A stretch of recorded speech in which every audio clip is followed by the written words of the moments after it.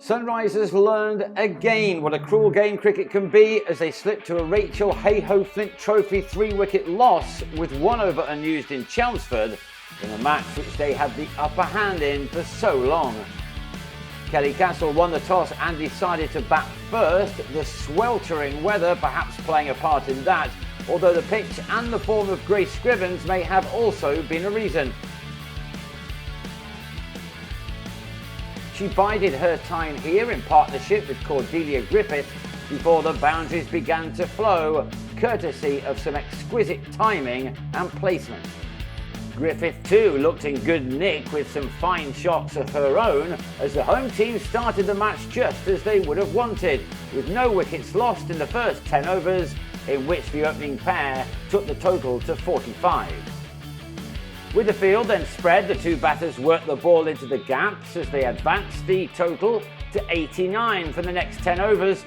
Griffith was first to her 50, one occupying 84 balls, while an 8th boundary for Scrivens took her to her own half century, one which had used up 73 deliveries. In spite of her side struggles this year, the young left-hander is having a season to remember. With those stats completed, it was now time for the two of them to push on, and Griffith did just that as she carried her personal tally to 74.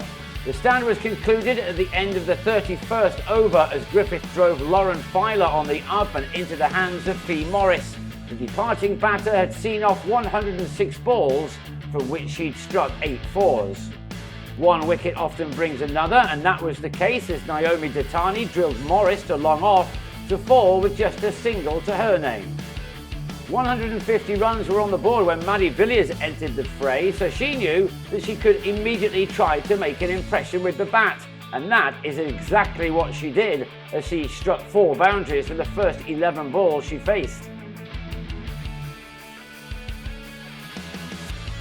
And with Scrivens still using the middle of her bat to good effect, Sunrisers had the total up to 183 for 2 from 36 overs. Alas, they then lost Scrivens for 69 as she somehow deflected the ball to a very fine leg. She fell having faced 95 deliveries in an innings containing 10 fours. With 10 overs of the innings remaining, Sunrisers had 204 runs on the board for the loss of 3 wickets, with Villiers still looking good, until on 33 she was bowled to the 25th ball she'd faced.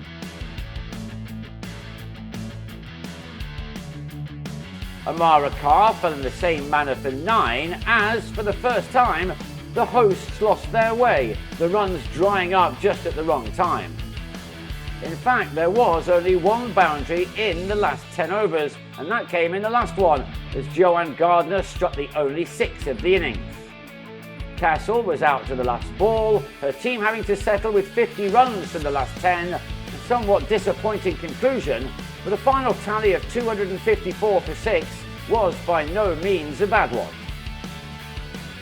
And so that proved as the home team then began their defence of the total really well, Kate Koppak striking in her second over as Natasha Race mistimed her shot to be held by Datani. Koppak was superbly backed up by Villiers, whose first 4 overs cost only 9 runs and brought her the wicket of Alex Griffiths, who chipped to long off, where Abdahar Maqsood held on. On the completion of a dozen overs, Western Storm had slumped to 39 for 3. Fran Wilson, the next to go, cutting Maqsood to Mia Rogers. Sunrisers were now bossing the match. Keeping them at bay was Sophie Luft, who now began to forge a partnership with Morris.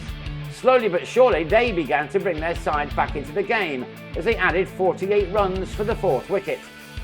That stand was then ended by the skipper Castle, who kept her cool as Morris was left stranded after a calling calamity. She was on her way for 26, her team at 89 for 4 at the halfway stage of their chase. A further 166 runs required from 25 overs. Scrivens was once more immensely impressive with the ball. She kept her team well ahead in the game with her 10 overs costing only 25 runs. This her wicket as Danielle Gibson cut to Griffith. Storm were on 105 for 5 with 20 overs of the match remaining, needing 150 more. But then the game began to turn. Luff completed a 92-ball 50 with her fourth four. But it was her new partner Katie George who, in a flash, changed the complexion of this contest. It was in the 36th over when she rapidly went through the gears, as 24 runs came from Gardner's over. The bowler tried just about everything to stem the flow, but George had an answer to it all as she raced to a 50 from only 25 balls. She dealt mostly in boundaries, smashing 11 of them thus far. From such a dominant position, Sunrisers were suddenly in the need of a breakthrough, the target down to 70 from the final 10 overs. And with George in this kind of form, the visitors from nowhere had become favourites. The 6-wicket partnership reached 3 figures, with George hitting 68 of them. Not for the first time, a match was slipping away when victory was in sight. The confidence was ebbing away now, and Luff looked to take advantage. She possibly having 100 of her own in the back of her mind. With 7 overs to go, the rate required was down to a run a ball. Her first maximum had Luff onto 86. The Storm skipper had timed her innings perfectly after coming to the crease in the 3rd over. But it was George who was making the headlines. A second 6 in Maxu's over had seemingly now made a win for her team a formality.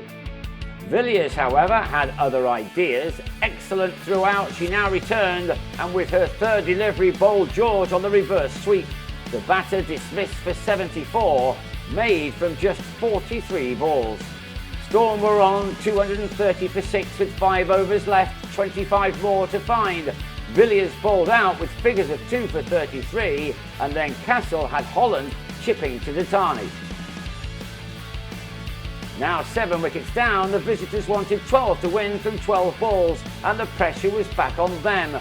But Sophia Smale struck successive boundaries off Kopak to finally end Sunrisers' hopes. It was fitting that Luff then struck the winning shot, and in doing so completed her magnificent 100, made off 142 balls. She had become the latest player to ruin what had been another good day for the most part for Sunrisers, who must sometimes wonder what they have to do to win a game. They lost this one by 3 wickets with just 1 over to spare. They go again next Saturday in Southampton against Southern Vipers.